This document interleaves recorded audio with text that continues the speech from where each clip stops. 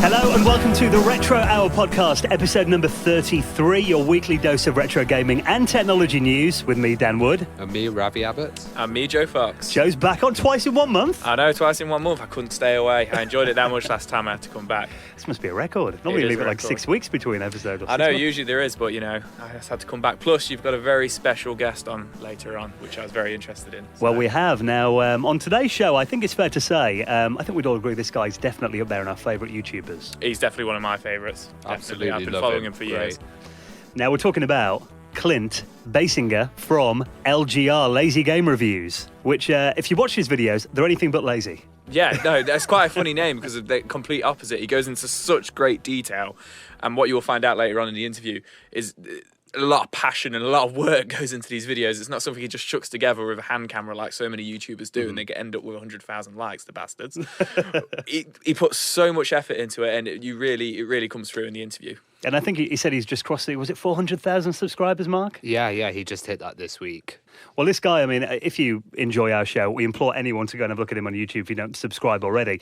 But he kind of covers more, it's a lot of classic kind of DOS gaming and like weird technology and... early PC scene kind of stuff, you know? Yeah. He does touch on like a little bit of Nintendo, a little bit of Sega, but it is mainly, PC kind of stuff, which isn't usually my favourite subject, but I end up, 12 at night, 1 in the morning, watching his Oddware shows and being absolutely like engulfed and just interested in what he has to say. I don't know, maybe it's his voice. Yeah. He does a mean Duke Nukem impression. He does do a mean Duke Nukem impression. Yeah, well, Clint is going to be on the Retro Hour in around half an hour from now. Now, if you're new to the show, maybe you've just found us through LGR's YouTube channel. The way the show works is we come out every single Friday. We do about 20 to 30 minutes of the big retro and technology stories of the week, and then the second half we hand over to our special guest. Now, before we get to the news, though, there are a few events that we're going to be at very soon, including the annual big show that comes up in Manchester every year. Oh, yes, it's Play Expo. We were there last year. We'll be there again on Sunday, October the 9th. Now, it is a full weekend thing on the Saturday and the Sunday. Unfortunately, we can only make the Sunday this year, which I think is probably for the best, bearing in mind that we did actually go out, and I think we got in about 5 o'clock in the morning before last year's. Yeah, we weren't really there that Sunday. We were just hungover, completely wrecked last time. It was, I probably will be anyway. Hey, you'll have that every day, aren't you, Joe? I know, I would have time. So if you're coming along to Play Expo, we're going to be there on the Sunday, and tickets are available now. We'll put all the details in the show notes at theretrohour.com. Got to give a massive thank you as well to Howard Nibbs, who got in touch with us this week and actually made a generous donation to the show. Yeah, and it actually put our arses in gear to put a donation button on the website. So made us realise that people are actually interested in what we do. Yeah, well, he just tweeted us and said, do you accept donations? And we're like, oh, yes, we do. So we put a button on there. I mean, look, any donations that we do get, we don't expect anything in return for doing this show. We enjoy doing this. It's just, a couple of guys coming in, chatting about games, and we've got a passion for it like you have as well. But obviously doing the show, I mean, we've got server costs, SoundCloud subscriptions, it is a few $100 a year to do the show. So any donations will be gratefully received and obviously all go into the running of the show. So donation button is on the front page of theretrohour.com. Right then, this week's stories, and this is a game that is probably one of my all-time favourite games, I'd say. Originally playing this on the Amiga back in the early 90s, and I think it came out in America under the title, is it Soldiers of Fortune? Yeah, I don't know why they had to have it on a stupid name like that. But it's Chaos Engine. Yeah, now there is a new game that's kind of been inspired by the Chaos Engine. And it's going to be called Tower 57. And if you look at this, Indie Retro News has actually embedded a cool little video trailer that they've put up on YouTube this week. And it is kind of, if you imagine Chaos Engine in 2016. Yeah, I saw some footage of this a while ago, but I think it was only screenshots. But they were saying this was for Amiga OS 4, which is the new version of the Amiga operating system. Well, it is a PC, Mac and Linux game, but I think they had a certain... there was like a benchmark in the Kickstarter where they said if they get over a certain point, they're going to put it on Amiga OS and Morph OS as well. Ah, okay. And I think it did just reach that. So, I didn't know it's going to Morphos. That's good. Yeah. It's being shared between the two. If you played the original Chaos Engine, though, as we have you played it before, Joe? I haven't. I'm really engulfed in the video of Tower 57 now. It's one of those games that kind of pops up because obviously there's a Mega Drive and a SNES port of it being my kind of preferred consoles.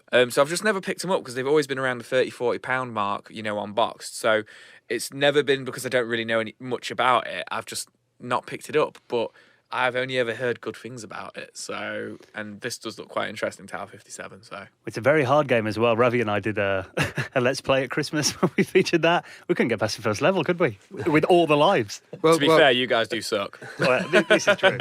This one looks a little bit different though, because there's elements of Jurassic Park on the Amiga, and there's elements of Chaos Engine, but it's very fast as well. Mm-hmm. And, you know, there's lots of little bits of action going on. So I think there's a mix of many games in here. It's just cool to see like an overhead kind of 16-bit shooter coming out. It's you know. it's just nice to see a modern one. It just looks very clean and polished, and just it kind of reminds me of what's it called? Is it Hotline Miami? Oh, yeah. Yeah, it kind of reminds me of that a little bit, which once again was a good game. So, you can't go wrong if it looks like that. Very 80s inspired, that game, Yeah. wasn't it? Yeah. Yeah, I like the logo on that game, which we'll talk more about logos a bit later, actually. We have a story about that. But if you want to follow that Kickstarter, I think the game's due out in 2017, so you can check out the preview and follow that on Kickstarter at theretrohour.com. Now, got to give a shout to a buddy of ours who's actually written a book, and this is Andrew Foster, who occasionally hosts on the RGDS podcast. And he's actually a pretty successful musician as well. He does like the Isle of Wight Festival and stuff I saw on his website. Oh, cool. And he's actually done a book about his experiences in gaming. Yeah, I had a little browse through this. It looks really good. It's kind of all the memories that, you know, we had as a shared experience as kids. So there's a whole section about the AMF bowling alley and how we used to go down there and play on Virtual Fighter and, you know, all the old kind of arcades. Yeah, I've got fond memories of going to Laser Quest and not actually playing Laser Quest and just going to the arcade just to play Marvel vs. Capcom. Well, he even talks about like, I think anyone that grew up in Britain in this kind of era will have these kind of shared memories about going into school and you find like, BBC Micros and Acorn Archimedes on trolleys that they'd wheel around and like, why did all schools have the computers on trolleys? Like, what was that about on TVs? If Why you is it saw always it, on trolleys? it got wheeled in and that'd be the best day ever. So, but often you'd see the Acorn get wheeled in and nobody would actually get to go on it. It's like, why is it there? Is it just tantalising and teasing you in the corner? Why would you have arcades at swimming pools as well? I never got that. Whenever you go to the swimming pool, there'd always be a weird arcade in the corner. You know what? I never saw that. But the chip shop we used to go to when I was a kid, it had Metal Slug. How cool is that? It had Metal Slug in the Chippy in Trent Bridge, and I was just like, I used to look at it. Can I have a go? Nah. Oh, okay. We used to, right, when I was at school, there was an arcade in town that was probably about a mile away. And like at lunch, we'd all walk out of school, walk to this arcade that was a mile away, play for like 5 minutes, then walk a mile back to school. We do it like every day. But it is, I think, anyone that's kind of got these memories will enjoy Andrew's book, and even talks about, you remember those kind of cheesy Tiger LCD games? Oh, yeah. little It's handhelds. got like a big section on them, like the Turtles one and all that as well. So I really enjoyed reading this, and he didn't do a Kickstarter or anything like that. It is quite a small book, but there's also a PDF that you can download as well if you want to check it out. And I think anyone that loves our show will share his memories. Even got a bit about like cover tapes and Commodore Format and those kind of magazines in the early 90s as well. So if you want to find out more about his book and where you can download it from, we'll pop that in the show notes this week as well. Now, recently we had that story about nuclear power stations using ancient technology, which was scary enough, but it turns out that airlines are apparently using computers that are a few decades old as well. Yeah, well, the kind of airline, the most trusted place you should be on a plane. Your Got life your is in entire their life in their hands, yeah. And they've basically had quite a mass load of outages recently, and they don't know why they're happening. This is Delta Airlines. Delta the company. Airlines in America, yeah. And they had to cancel more than 650 flights. A lot of people are saying it's because of their old computer system that they've got. It's actually decades old that's running it. They reckon that the main systems, a lot of them are 30 years old now. The thing is, if it ain't broke, don't fix it. But Maybe obviously they it's are broke now. What system do you think it would be then? Well, it's probably like some old Teletext. It's probably like some old mainframe or something, isn't it? But I've looked through this story and they're saying they don't really know why, which I'm not sure I really buy that. A lot of people are saying it's probably a power outage or something like that, or maybe more of an electronic fault than an actual software problem or hardware problem. Change the capacitors. It probably could be something like that, but it's. Have they switched it on and off again? I think with these systems, like Joe said then, these are really expensive machines. A lot of them just leave them running 24 hours a day. They do the job fine and everything like that. And they do often say that powering off a machine and putting it back on causes the most strain on the components. If you leave it on for like 30 years, it'd probably be all right. It's when you turn it off and on every Do you reckon day. somebody just switched it off like once? Like, I thought, you know what, we'll give it a break. It's been 30 years. It's been 30 years. And that's it, it just wouldn't turn back on. Be the cleaner coming in or something. Yeah. Tripped over one cable. But you look at it, and 650 cancelled flights, though, that is, you're talking like hundreds of thousands, maybe even millions. It's of fascinating. dollars lost there. I'd love to look into something like the National Grid. Of course, you can't look in the National Grid because it's a secret, but I'd love to see the older systems on there. And you can't imagine what people are using if they're using, big floppy disks and tape drives for nuclear missiles. And this was the last time we ever heard Ravi. It disappeared. I did actually see a job advert last year, and that was for some government agency, and they wanted COBOL programmers. Oh, wow. Someone who knew a system from like the mid-70s. Oh, wow. So, Did you see the competition that they had? What was They had this? a mathematical equation, and if you could answer it, then GCHQ MI5 would contact you and say, yes, I did "Oh read yeah, about that. you're smart enough to come and apply for us." To program in COBOL. Yeah. Now, we love the Raspberry Pi on this show. We always talk about little projects and stuff and hacks that you can do in it. Between us, we've probably got about 10 now, I think, haven't we? Yeah, quite a few. There's a competitor, though, on the block now. The Onion. This is what it's called. It's called the Onion Omega 2. Why do all these computers have names that make me hungry? God knows. I think it started. Nothing like biting into a full onion, eh, Dan? That could be their tagline. The crazy thing about the Onion is it's 4 times smaller than the Raspberry Pi. So the picture for comparison, they've got a cherry. And they've got the chip next to it. At which point, like, in technology, did smaller become better? Because you remember, like, for years, it was like, oh, look how big this and chunky it is. And then now it's just like, look how tiny and small and, easy it is to lose. You're looking at this, and it is essentially about the size of your thumb. Yeah. This is like a full single-board computer. I mean, it's no bigger than a chip, is it? Yeah, and it's £4. Yeah. £4 to produce this tiny machine. It's insane. They are saying that the specs of it are, it is less spec than the Raspberry Pi 3. A 580 megahertz processor, 64 megabytes of RAM, and 16 megabytes of storage. But this is all on board as well. So, I mean, they are saying you can kind of do like headless Linux servers and that kind of thing. You can run like an FTP from it. Probably not going to be powerful enough to run like Kodi or anything like that, I wouldn't No, but imagine. you could have it doing simple tasks, couldn't you? It would be good for little projects and homebrew stuff, I guess. I'm sure Dan will get one. I already looked at how to order it before. But they're saying it's ideal for, have you heard of the Internet of Things? No. This is essentially like, your toaster being connected to your Wi-Fi and doing Oh, updates right, yeah, and yeah. microwaves. They're saying it'll be useful for that kind of thing as well, where you can, essentially turn, you can make like a security camera out of it or, right. anything you want to get online. Digital radio thing. Yeah, well, you want to do one of those. This would Yeah. be smaller than the Raspberry Pi as well. Yeah, yeah. To make your own Probably internet radio. finally get it done. Now, there's a movie that you've been quite excited about for a while. Steven Spielberg's behind this, Ready Player One. Yeah, and they've announced who's playing the lead role, who's Halliday, who's this, I'm not going to ruin it for you, but he's a very integral character to the film, and it is Simon Pegg, Okay. which is great, which I'm really happy about, and they've been doing some filming in Birmingham as well. It's only about an hour away from us, isn't it? Yeah. Now, you know the jewellery quarter in Birmingham? No. Well, this is I actually got my girlfriend's now fiance's engagement ring there. Very very stylish place. But they've actually transformed it into post-apocalyptic America. Yeah, because in the book they've got stuff like people living in towers of I've got to caravans. ask, right? Yeah. What is it? Ready Player One is a book that was written about 5 years ago. Yeah. They've done a sequel. I've called seen people go on about it before. Armageddon. It's basically about a world which is everybody's into virtual reality to the point they're wearing these haptic suits and Right. gloves. So it's like total immersion. Yeah. And it's been all corrupted by, big government companies and stuff. And there's a guy, Halliday, who was the first guy who programmed it initially, who's being played by Simon Pegg. Right. And he's into retro games. So all of this he's hidden codes inside the virtual reality system to Yeah. enable people to do stuff through playing games like Joust Oh, right. Okay. and all the old stuff. Okay, that sounds pretty cool. Yeah, so it's a good mix. And Steven Spielberg's directing it, so they Yeah. say that they've been filming all over, did some scenes in London as well, but apparently they're dressing the area now, and they're going to be actually filming the scenes early September, they're saying, in Birmingham. And let's face it, if you're doing a movie about, the apocalypse has happened and you want somewhere a bit run down, then Birmingham's obvious choice.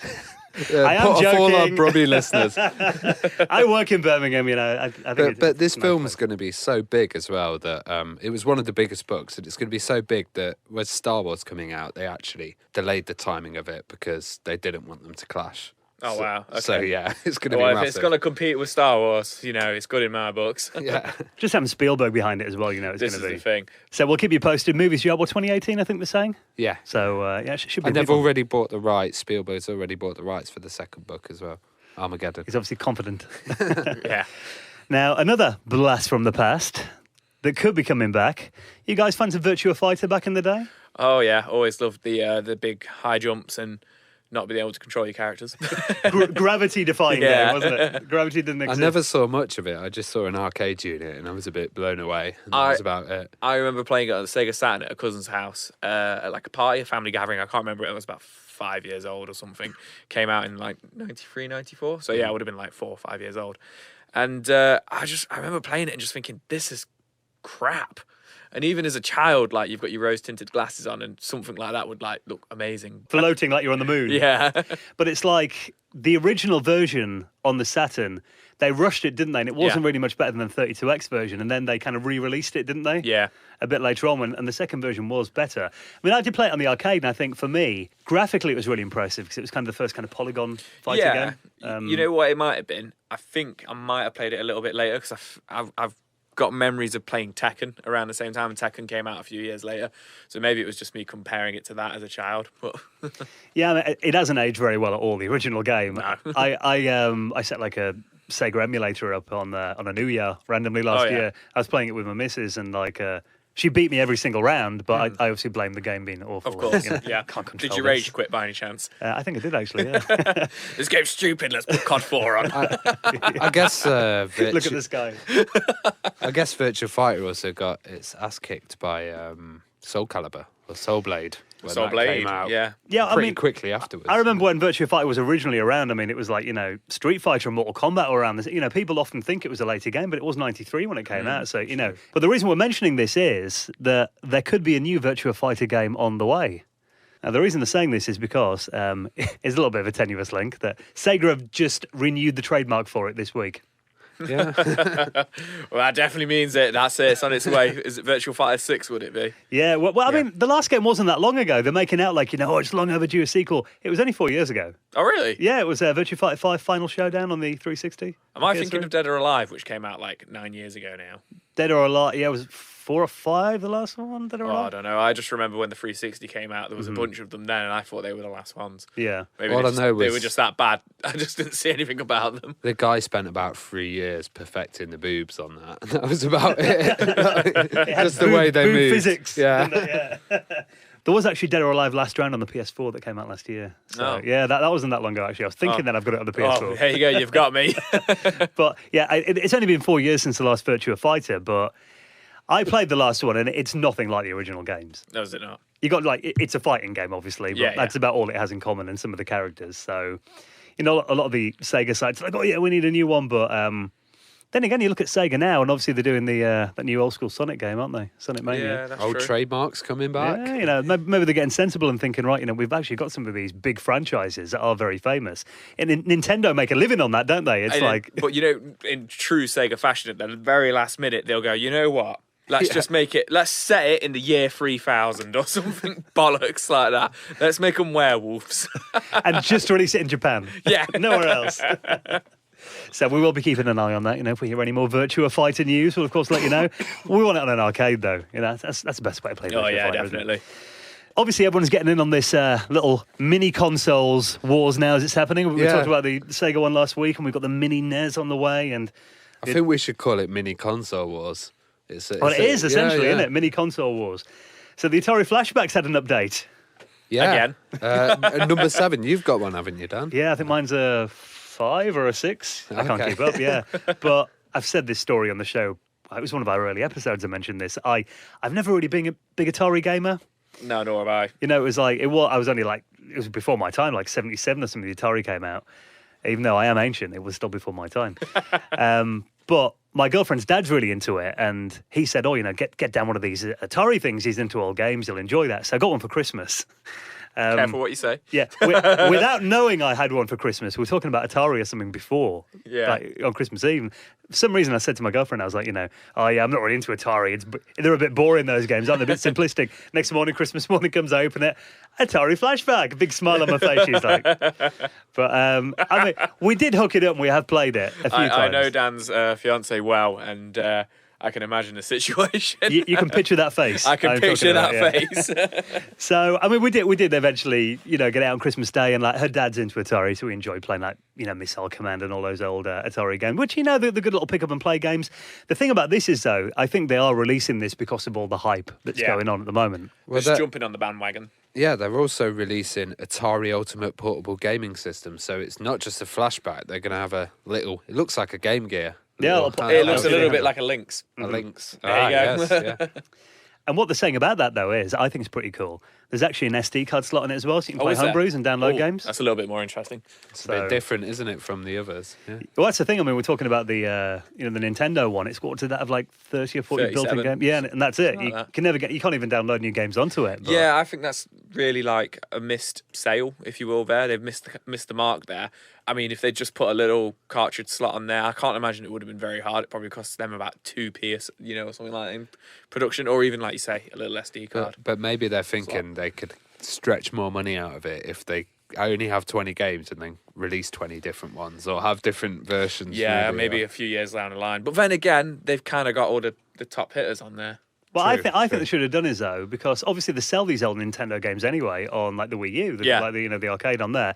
They just put a little Wi-Fi chip in there, make it connect to like the Nintendo store. That's an idea, yeah. Yeah, they sell loads on there, well, but with this mini Mega Drive one, Genesis one that they've just done, I was watching Pat, the NES Punk, and he was saying that they've actually had to remove some good games on it, so they've removed the whole Streets of Rage series. Oh, really? To put on some other games.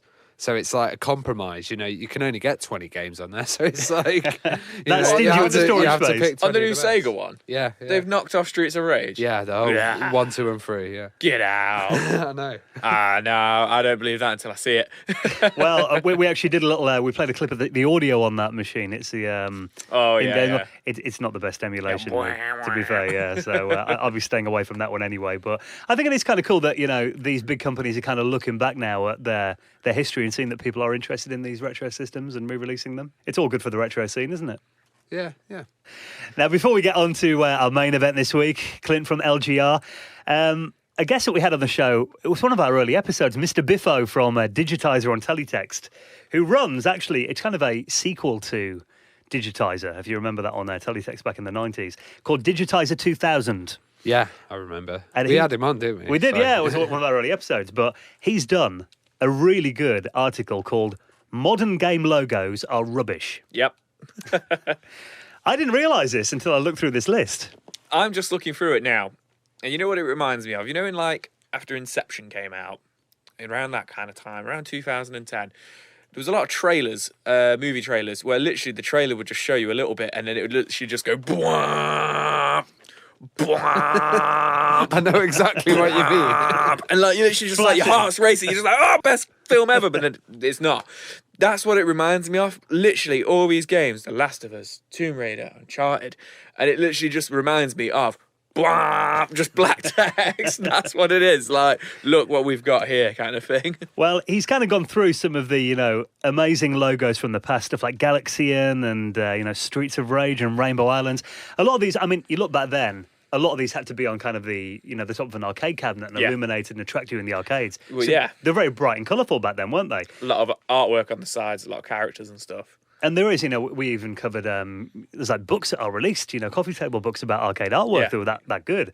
But now, he makes a good point. It's like you said then, every one of them is the same now.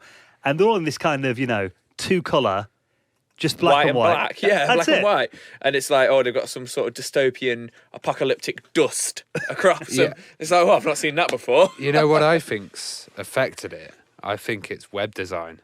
Because everybody's going to make websites that kind of look similar. And when Web 2.0 came out, there was a look which was more typeface and minimal, font-like. Minimal. Yeah. And now Web 3.0 is like that, and it's all just incredibly boring. It's not, you go on some retro sites, and the colours, they're booming out of the site. You go on modern game sites and it's grey. Yeah, what happens in Neon? Yeah. Bring back Neon. Well, he makes a good point here as well. No Man's Sky logo. That is like, it's the most boring. It's just literally a minimalistic font. Yeah. I think you actually spotted which font it is. It said, Geo Sans Light.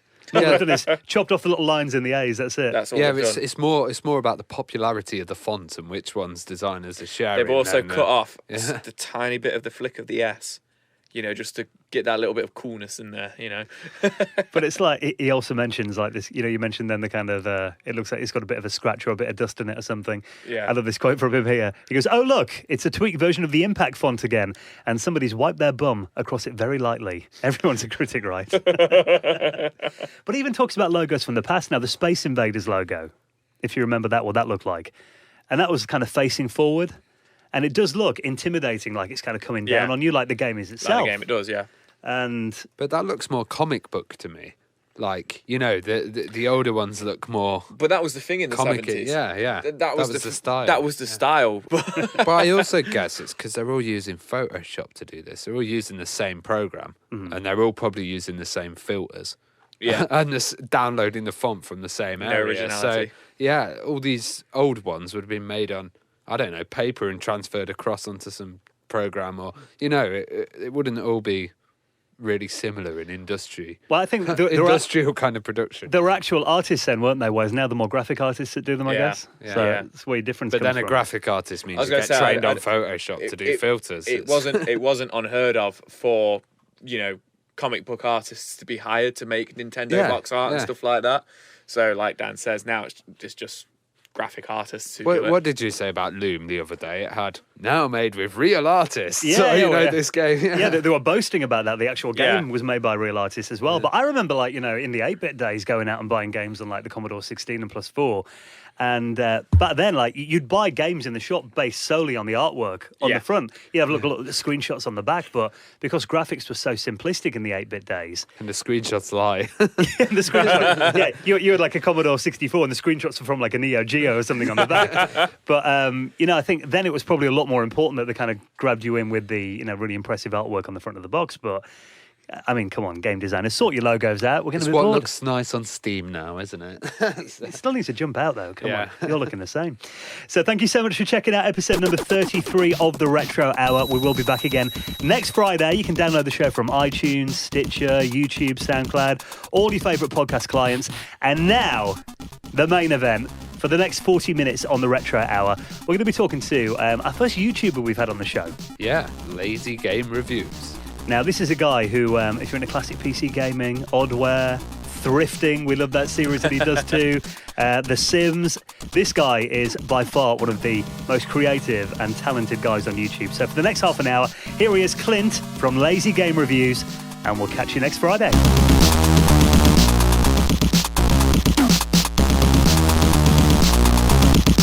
You're listening to the Retro Hour podcast. It is our pleasure to welcome this week's special guest, Clint from LGR. Now, we'll get the formalities out of the way first of all. Clint, welcome to the show. Thanks for having me on. Now, we're all massive fans of your YouTube channel, but before we get onto that, we thought it might be quite interesting to find out a bit more about you. So, where did it all start for you then? What was your first computer experience?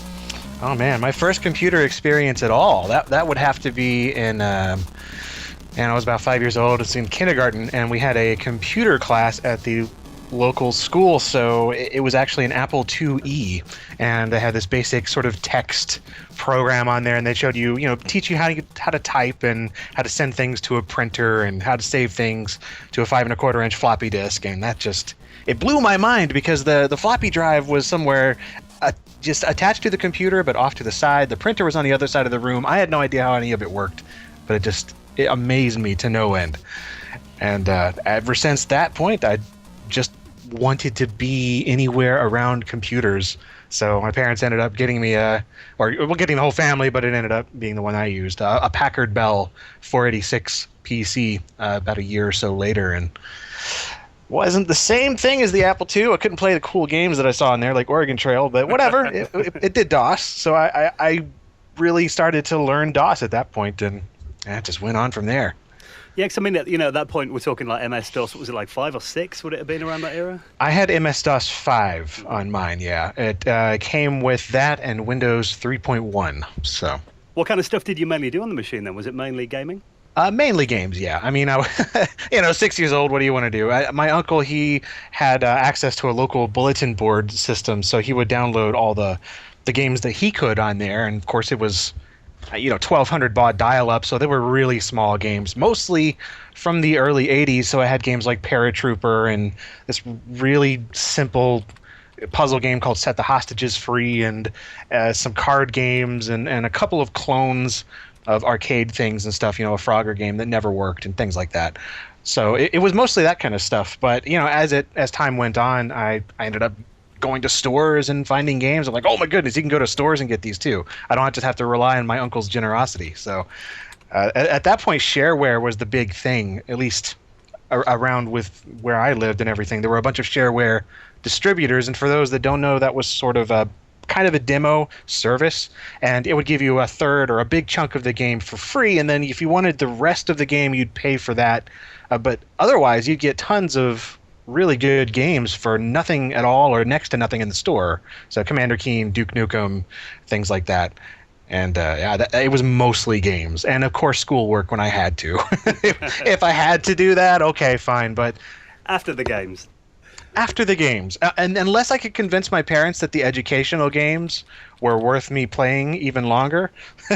So we would go to try and find educational stuff that was also games, because I was homeschooled at the time, so they kind of treated it as schoolwork, so it was a win-win for me. I could be on the computer longer, and I was technically learning, I think. So you were one of the rare guys that actually paid for shareware and didn't have the cut-down version. It's true, yeah. We did. I think the first one that I got that was a full version shareware game was Word Rescue, and again, that was under the guise of it being educational. But I mean, that's about as educational as, I don't know, just it's not. It's just a platformer. So yeah, we did pay for a few of them. And then even the ones in the store that we got, you could also, since downloading them was so expensive through dial-up, it was like $3 or $4 to get even the free ones in the store. You just basically paid them to put it on a disc for you. So you'd pick something out from a catalog, and they would write it to a disc right there in the store, or they would have some pre-made for just a couple bucks. So it was really affordable, way less money than it would be to have an online service. So, yeah. That's amazing, because being in Europe, we didn't have any kind of stores that you could go in and get full shareware copies. We'd have to send off to America and then receive discs back. So many months later. Yeah. Yeah, that's fascinating. I've never really thought of what maybe the difference would be. And I know the PC stuff wasn't necessarily as because I didn't even know an Amiga existed until I was in my 20s. And they were massive here. Right, and that's what's just amazed me about some of the differences, because it was an American machine and yet it was more popular over there in my experience. So, I mean, I love diving into that stuff now, but yeah, back then it was all MS-DOS, Windows 3, and that was it. And it was sold mostly in stores. Well, obviously, I mean, I know consoles were massive in America as well. Were you, were many of your friends using PCs at the time, or were a lot of kids at school on Segas and Nintendos? I was the weird one. Yeah, I had the computer, and my friends, they had NES, a Nintendo, maybe a Super Nintendo later on. I don't even remember anyone getting one of those until 1994 or 5. But yeah, it was. My friends had the consoles, I had the computer, and a couple friends later on got computers once they were, dirt cheap. I mean, computers eventually just got so cheap because things were moving on so fast. So 6 months ago, that computer model was dirt cheap, and then the new one, whatever. So they would get the cheap ones, but it took a while. I was the weird one for a while, and I thought there was this weird sort of thing going on where I would try to convince myself that the computers were better than the consoles, or the consoles were but truthfully though, I was always jealous because they could play Sonic the Hedgehog and Super Mario World, and I had shareware Paratrooper and things stuff like that. But I was happy, I think. I did have Duke Nukem. I'm just going to put that out there. There you go. It's true. I did have Duke Nukem. I didn't have a sound card. I couldn't have any sound, so that was a big thing I wanted was sound, but still, you know. That internal PC speaker, I do remember that sound. That's all I had, yeah. And oh man, hearing like music warm humming on a Sega, crazy stuff. Well, I had a friend actually who he had the only guy I knew at school who had a PC. He had like an Amstrad PC, and that ran MS DOS. And everyone else had Amigas and Atari STs, and that was one thing that his jaw dropped when he heard like Amiga music.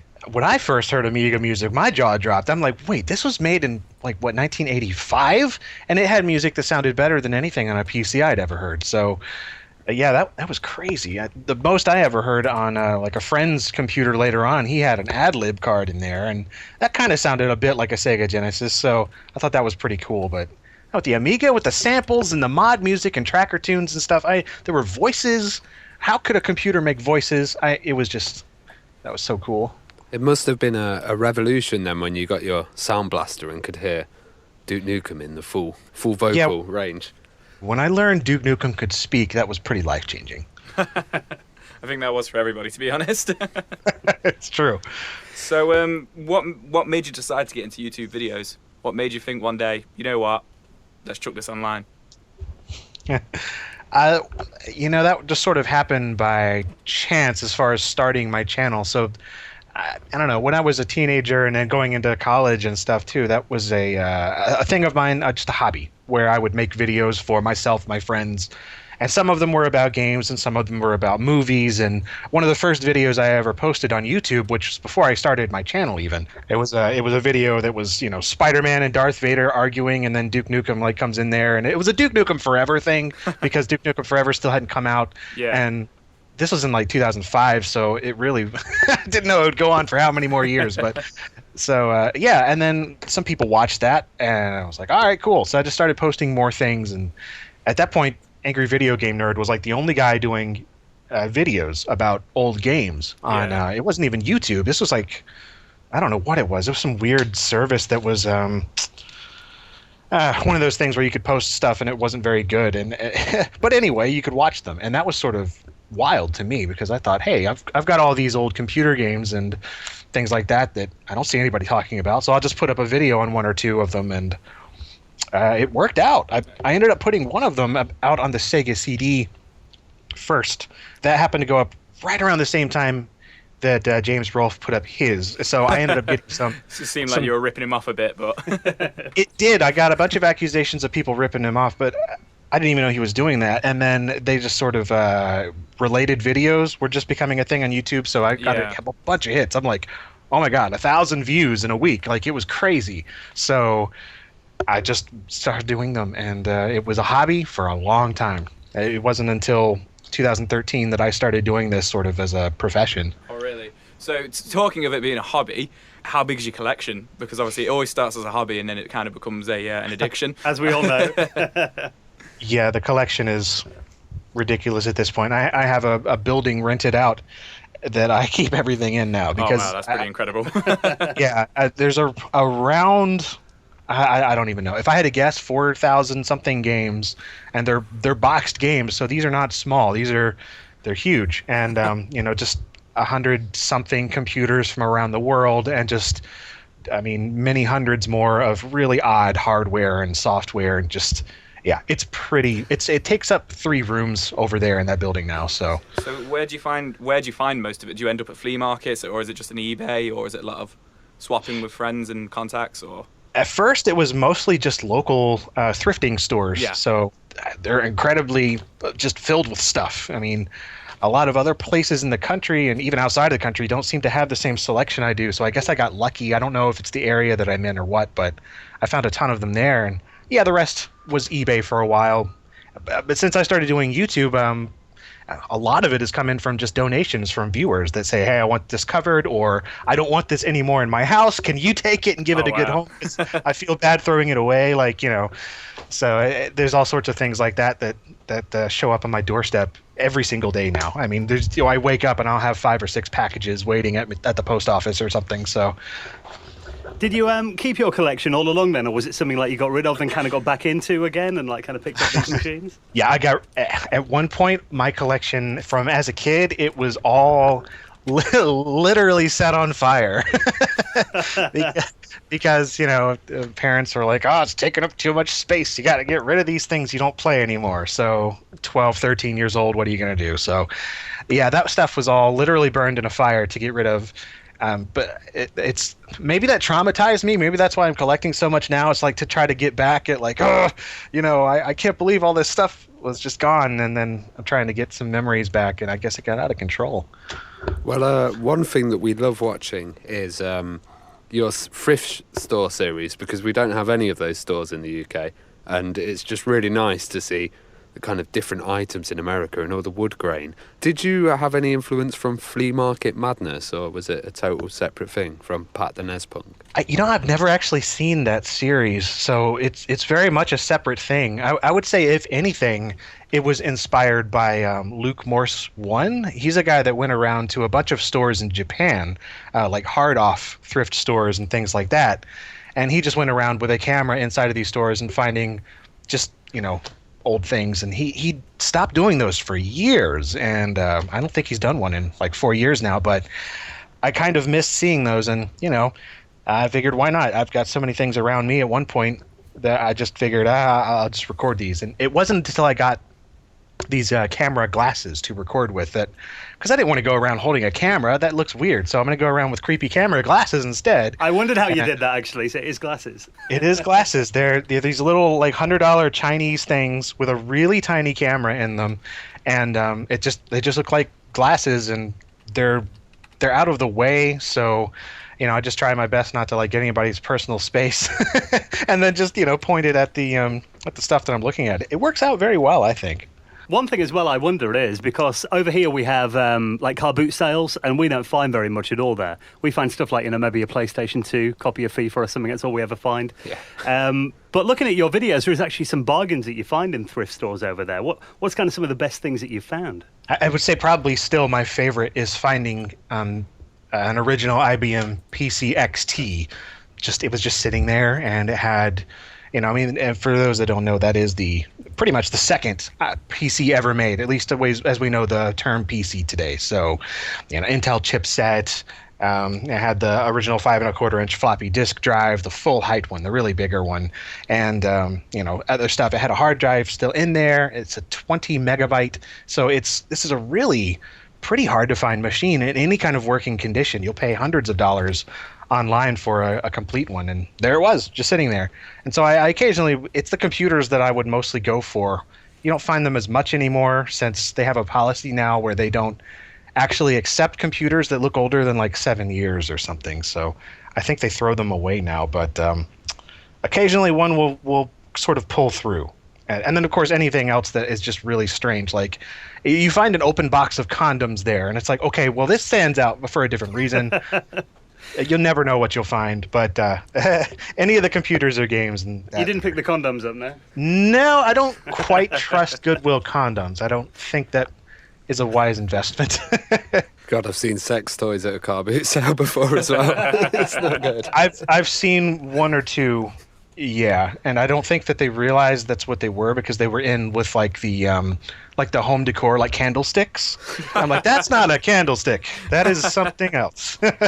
Fantastic. So you've covered a lot of systems that were bigger in Europe, like the Sinclair and the Spectrum, the Amiga and the Atari ST.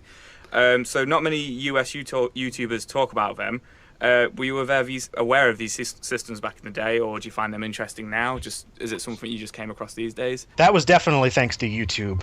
People like Steve Benway covering so many things like that, and I don't know. I found it endlessly fascinating, especially the Spectrum. It was so tiny, and yet in so many ways it reminded me of the really old DOS games that I used to play, and it had a similar little beeper built in, and the weird rubber keys, and everything about it just appealed to me. So I've got 3 or 4 of those now. I mean, those are just so fun to mess with, and there's such a community around them. Like, yeah.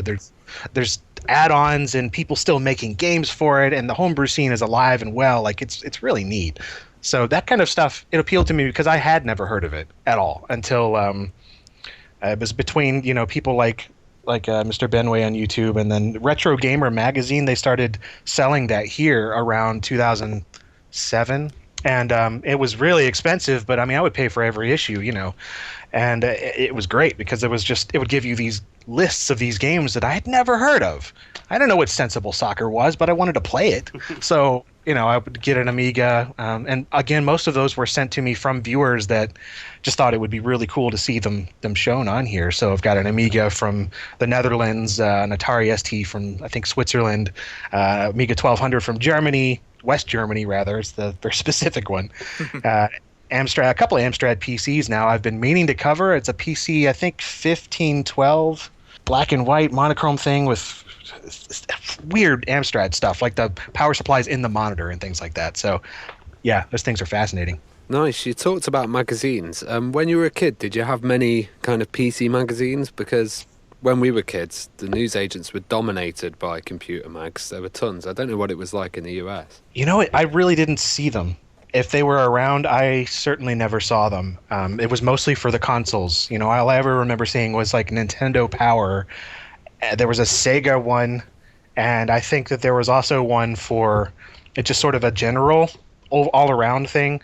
There were PC magazines, but they were mostly about building PCs. They didn't really cover the games that I was into until much later on, like when I guess the sort of 3D revolution started. That's when I started seeing computer game magazines talking about the games that I wanted. But maybe that's just because I wasn't looking. I don't know. It was mostly because of the demo discs at that point that I wanted to get them, because it was really, dial up, forget it. It would take forever to download a 40 megabyte demo or something. So it'd come with a CD and it'd have like 20 games on there. So yeah. Did you find yourself with a PlayStation then in 1995, or did you try and stick to your guns? What, the first console I ever bought was an Xbox 360. Oh, really? I had a couple of hand-me-down consoles at some point, like around 1999 is when I got a Sega Genesis from a friend of mine. And then around 2000, 2001, somebody handed me down their old Nintendo Entertainment System. But yeah, again, I wasn't terribly into those. I stuck to the computer stuff because it made way more sense to me, because you could upgrade it, you could get your own games for it, you could make your own games. I loved modifying games, so putting in my own sounds and textures, and the consoles just seemed so limited in comparison that it never made much sense to spend money on something like that for me when I could just have such a more versatile system. And but yeah, once the 360 came around, I mean, it got really cheap at one point, so I was just like, yeah, sure, I'll get one. And I've gotten all the main consoles since then, just mainly because I've been a reviewer and I like to try to stay well-rounded, so to speak, I guess. But yeah, I'll still stick to the PC it's my primary gaming system for sure. Well, you mentioned before about this, very impressive collection you've got now. Are there any systems that you really want but you haven't got your hands on yet? Oh yeah, There's quite a few. Some of the more uncommon things are really what I'm getting to at this point, because I think I have just about everything that you would think of as being a collectible system or computer. That I have the Commodores and the Atari things, and even I've got some Dragon machines and things like that. So all sorts of. I have a Thomson MO5 from France. It's like, I'm starting to run out of stuff. And more recently, I've been getting into Japanese computers. So I just got an NEC PC8801. And that is the Mark I. This is the original one that most people don't even realize exists, because it doesn't play very many games. It doesn't even have a very good graphics or sound thing at all. Like, a lot of people know of that system, or that series of systems for the later like Konami and Bandai games, but this one it's way older. So I got that from Japan, and I'd love to get like a Sharp X68000. Oh yeah. Or one of the FM Towns computers, a Sharp X1. Pretty much any of those sort of 16-bit era computers from Japan. They look great, and the games on them are pretty legendary. So I'd love to get into more of that scene. All of this must take a hell of a lot of research and kind of background information, especially when you're putting a YouTube video out, because there can be so many people that comment and criticize and go, oh no, that's incorrect. How do you do your research? Well, I've pretty much grown to accept that somebody's going to say I'm incorrect no matter what. So I try to do my best with the research for sure. And Most of that does come from online resources. So I scour a lot of Google's newspaper archive. They have a news archive that is just fantastic. It's all searchable, so you can find a whole lot of original sources there. They also have a lot of magazines. And if it's not Google's magazine archive, then archive.org has a massive amount of them as well. And some publications like Computer Gaming World, they actually put theirs online. So it's mostly that kind of stuff. If I can find where people were talking about them at the time, I find that to be a far better resource than, say, looking on Wikipedia, where that's people now talking about them. I would like to try to find sources that are a little closer to the original happenings. So it's mostly newspapers, magazines, and books if I can find them. You make an interesting point there as well, because we've talked about this in our show before, that we often think that, maybe YouTube and that kind of thing changes people's opinions on systems and games over time, because you look at stuff now that's considered pretty crap, but then you look at the reviews that came out at the time and often they were praised. I mean, do you think these opinions do change over time because of the current media that we've got? Absolutely. I think it's really fascinating to go and you look at the universal praise for something like The Seventh Guest, and I think that game is just not good at all. And I know a lot of people, too, that they find it infuriating to play now. Or something like Myst. It's not aged terribly well. It's still very well loved, respected, and at the time it was, absolutely just groundbreaking. But yeah, there's a lot of things that I do think change, and they get much more of a bad rap as time goes on. And and that can be interesting. So I'm not necessarily trying to go against the grain, but I do like to try to find a different way of looking at a lot of these games, because I don't know. I think that it's worth respecting them for what they were intended to be when they came out, as opposed to what people think of them now. I think I was pretty unfair to games when I first started, and I would cover some things and just really trash them, and people were like, "Yeah, but at the time it wasn't that bad." I'm like, "Yeah, all right, maybe that's kind of fair." So I've noticed that watching you over the years, you've got a bit softer on games. I found a lot of your earlier reviews you were quite mean. A lot of that came from actually talking to the developers too, because, and they would contact me afterward. I had this one guy, he was one of the developers in Streets of Sim City, and he's like, yeah, that game was awful. It was really bad, but at the same time, I'm glad somebody's at least talking about it. I'm like, oh, that's nice. And then I had somebody else come along, and they said they were completely, the one guy was okay with it. And then this other person, they were pretty offended that I hated this game. And I'm like, but it was crap. And it was not good at all. And so I try to get this sort of a middle ground. I want to speak my piece and say if something is junk or not. But I also want to try and get across, like, if something was technically impressive or if it was done by, like, one person, then I do want to at least get that out there. There was this game, Extreme Boards and Blades, that I covered, and it's the worst. It is the worst. It is so bad. But it turns out that it was made under mandate from Activision back in the day to be something to sort of capitalize on the extreme sports craze of the 1990s, and they were given, I think, 6 weeks to make this thing, and it was an impossible task. And for what they put together, I guess it was okay, but it's still the worst game. It's still the worst. Well, one thing you mentioned there was The Sims, and your channel, you can't help but ignore The Sims, seeing that most of your videos, the top-rated ones, are Sims videos. So do you have a love for Sims and Maxis and the kind of whole past of Sim world? Yeah, that's the Sim universe or whatever you'd like to...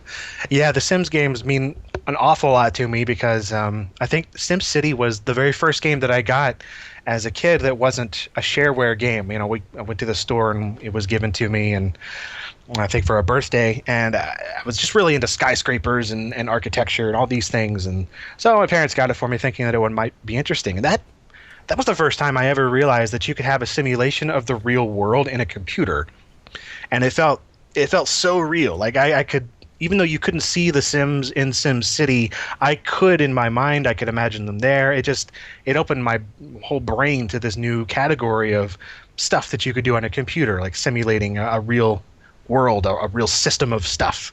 And so, yeah, ever since then, I just followed all the Maxis Sim games. I own every single one of them, and even the really obscure ones that nobody cares about. I mean, sim tunes and, unnatural selection and all these things. But The Sims came out, and there was this just sort of an extension of that. It was like SimCity, but on a much smaller level. So you could control the Sims, and I sort of covered Sims 3 on a whim, and that ended up being the most popular video on my channel. And I'm like, all right, fine, people want to see this, I'm just going to cover all of them. So I have. And it tends to be pretty popular still. Have you got any connection with Maxis then? None at all. I have never even spoke to anyone there outside of like a couple random tweets. EA has started sending me codes to review Sims 4 packs recently, which is weird because I usually trash them. But they're like, okay, that's fine. We need the criticism. And I'm like, all right, cool. Well, I'm going to criticize the crap out of you guys because what you're doing with these latest packs is awful. But I mean, it's my dream to like be able to interview Will Wright someday or something like that. I would love to just meet the guy, and he was just a genius, as far as I'm concerned. But yeah, no, just a really big fan. Well, Tech Tales is one of our favourite series that you do. We learn like so much about these really obscure companies. How did that come about then, that series? That was inspired by a lot of things that I used to watch and then they were no longer a thing. G4 TV, the TV station, used to have a show called Icons that was very similar. They would, talk about a game or a company or a developer or something and just give you sort of their life story in about 20 minutes. And I thought that was great. And then the show just disappeared.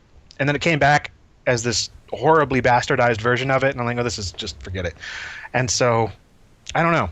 It kind of came out of doing the research for my other videos where I will talk about a game or a computer or something along those lines. And I really like diving into the history of how these things came about. So, when I covered the Amiga, I would talk about the story of how Dak Tramiel and all the Atari people were just this weird fighting going back and forth, and really fascinating stuff. And I figured, why not spin that off and sort of turn it into something more complete, like the Icons show was. And I'm happy it's taken off because those are some of the most satisfying videos for me to make. I mean, even when it's something that I think nobody's going to care about, people still watch, and it's I don't know. I guess there's something there that's struck a chord. I'm happy it has. Is it like one company or product that you wish was still around?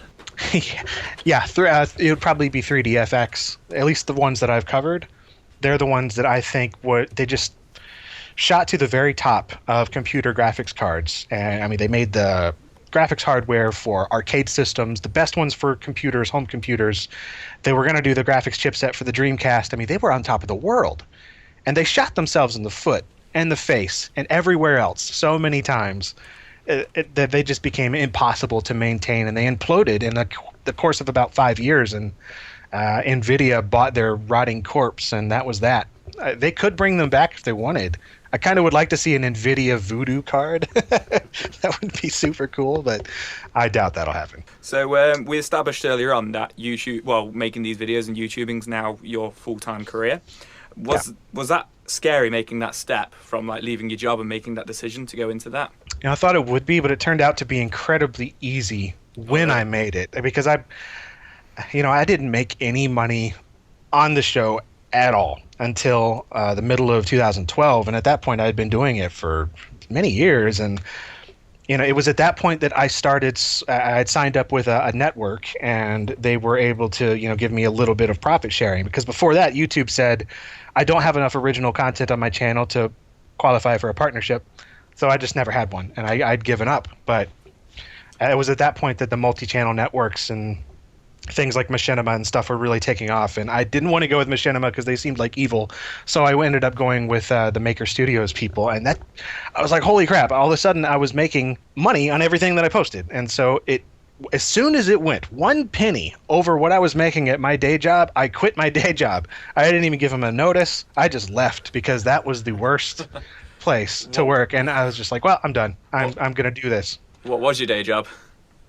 My day job was designing custom picture frames. Oh, wow. It was a little boring. I liked the hands-on aspect of it, but I didn't like anything else. So, and most of what it was everything else. So the sales, trying to convince people to buy this overpriced junk, I just didn't like it. So I was ready to move on, that's for sure. One other set of videos that you do is Oddware. And we love that because with Amiga and Atari, we had weird tracker balls and all these kind of rubbish light pens and stuff. Like, what's your most exciting piece of hardware that you've covered for you? It depends on what you call exciting. I mean, a lot of people would point directly to the Sexy Mouse, which was a mouse shaped like a woman's torso. That was my first thought straight away. I was like, "It's Sexy Mouse." It's got to be the That's pretty exciting for wrong reasons. But the one that I covered around the same time, I believe it was the Mind Drive. It was a thing to let you control DOS computer games with your mind, supposedly, by hooking a little electrode up to your finger or any other body part that you could fit inside there. And it doesn't work at all. It was complete junk because I ended up hooking a tomato to it. And the tomato did better at the games than I did. So I just decided that was total nonsense, but it was considered the future. The New York Times said it was like the most promising piece of tech at the time, but nope. It's always fun to cover. So talking of big piles of junk, are you excited about VR? I am.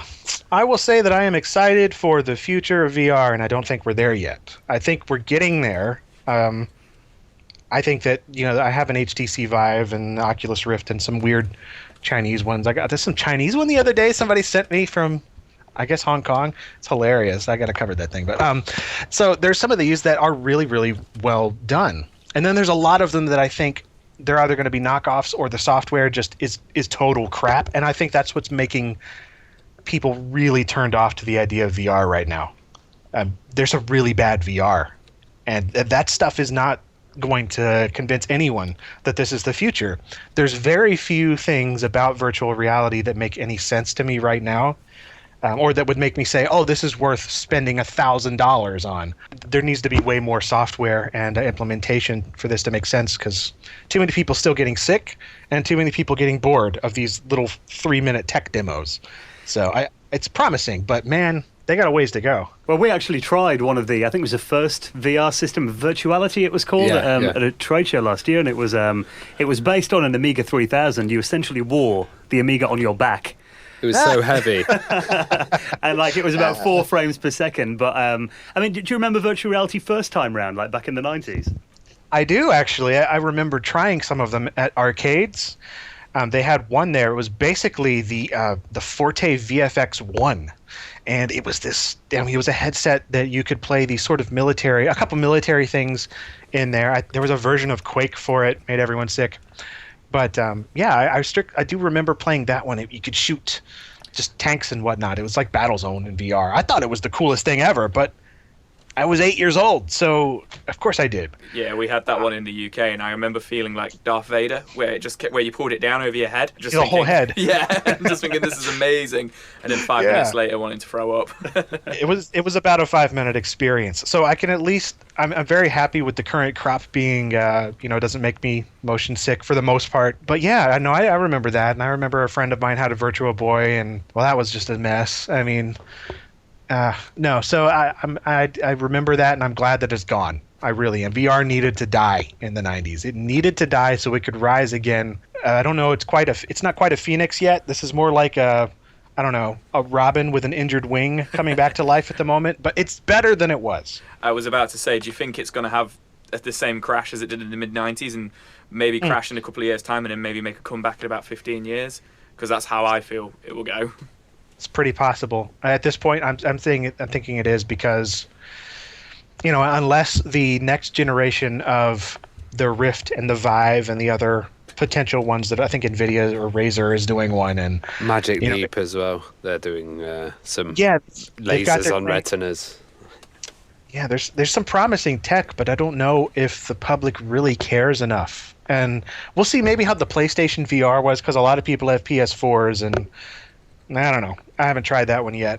I don't have a whole lot of hope for console VR because I don't want to really sit down in front of a console to play it. I think that standing up with the Vive and walking around and touching things with your hands makes more sense. It really needs a good input solution. I think that's holding a lot of things back. Like, we need some proper VR gloves like we saw in every sci-fi movie in 1995. That's what we need. One thing I noticed as well, that you do loads of little series about DRM and kind of copy protection and stuff. I find that really interesting because stuff like Monkey Island with the key wheel. The code wheel, yeah. Yeah, the code wheel. What are your views on piracy and DRM and such things? Well, I think that there's a place for it, especially for piracy, not DRM. I don't think there's any place for DRM. I think there's a place for piracy, especially in terms of preserving old games, because nobody is doing it any other way. There's an awful lot of games that they don't exist anymore unless you get a pirated version. I think that's pretty important, more than some people are even realizing until recently. But yeah, DRM, anything that treats a customer like they're a criminal first and a customer later, I just don't agree with. I do find the older forms of copy protection pretty darn fascinating and kind of endearing nowadays. You know, things like the lens lock and the code wheels and papers full of endless colors and pictures that you have to match up. It was annoying back then, but now it's like, oh, look how that was pretty cute. They were trying to actually stop piracy. Well, I remember being a kid and like everyone at school had pirated copies of like Monkey Island, and like they did. The one kid at school that actually bought it was the one that had to sit there and do the code wheel. Photocopy it. We were 5 minutes into the game by then. Yeah, I would remember calling up friends. They would give me the code to Out of This World, and eventually I went over to my mom's workplace and we just copied the code wheel. We took it apart, copied all the pieces, cut them out individually, piece by piece, and then just got some glue and stuck it all back together. And no, it didn't stop anyone. It really didn't. Yeah, it's just wasted a bunch of people's time, and now it gives people like me a reason to make a video. That's all that DRM has done, as far as I'm concerned. Well, you made a really interesting point there about it preserving games in the future. I mean, obviously, a lot of people think we're kind of moving into an era now. Well, we already have in PC gaming where a lot of it is digital only. Do you think that's going to damage like retro collecting in 10, 20 years? Will it even be around then? It's going to be dead in 20 years, as far as I know right now, because unless something changes, and there is a DRM-free sort of movement going on at the moment.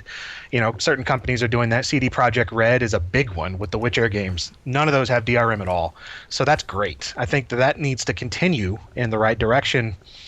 But yeah, it's going to be a problem because things like right now, it's like Denuvo was just cracked. We're talking about games that are some of them 4 years old at this point that are just now going to be playable offline or without any other kind of checks and stuff going on in the background. And these are big games, Rise of the Tomb Raider and things like that are not going to be playable unless, of course, companies continue to put them out there. And I'm sure that for the bigger games, companies are always going to re-release them, right? We're seeing a lot of that addressed with the remasters and remakes. Every 2 days, it seems like there's a new one.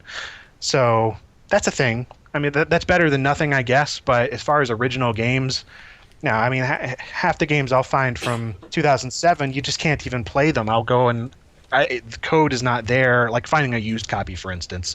This is a legit copy of the game, but I still can't play it because the code has already been used. Like, that's just silly. Well, I know on your channel you often find physical copies of games that a lot of people assume like digital only. Are you an advocate of physical games then? Do you kind of go out your way to get them when you can? I really do. Yeah, I import them all the time. They mostly seem to come from overseas.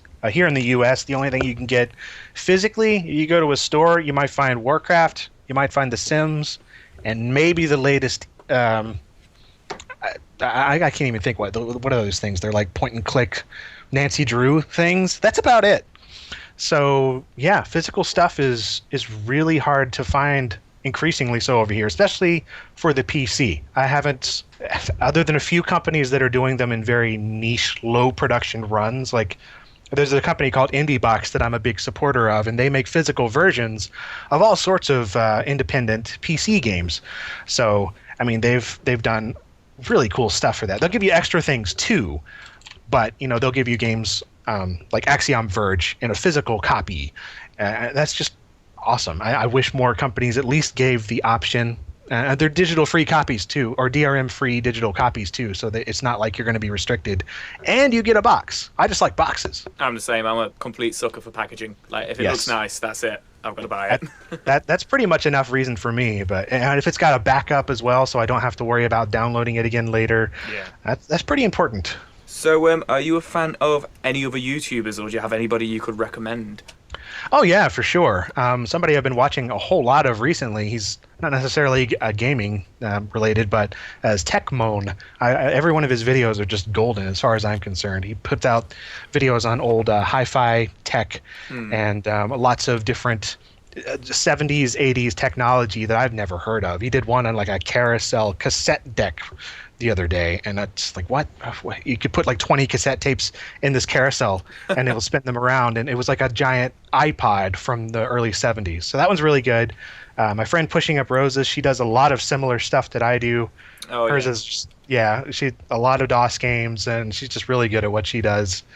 Metal Jesus Rocks, he's another guy that I know. We've hung out before. He covers PC stuff on occasion, but he's got a really good hidden gems series of finding older games that maybe you don't necessarily think of picking up because they look like crap, but they're actually pretty good. So those are the few that I probably watch the most. I find myself, I really enjoy Hidden Gems actually by Metal Jesus Rocks, and I find myself when I'm watching on my phone snapping the picture to to then look up on eBay and go, oh, I've never heard of that Mega Drive, that Genesis game, or I've never heard of that Nintendo game. And more often than not, they're super expensive, but no, I love that guy as well. Yeah, they're very fun. I wish he could do, or I wish I could hook up with him to do some more PC stuff. We've talked about it, but he lives as far away as possible from me on the other side of the country. So maybe someday, but yeah, it's really good stuff. I look at you and you get involved in the community as well, and you comment on other people's videos and that kind of thing.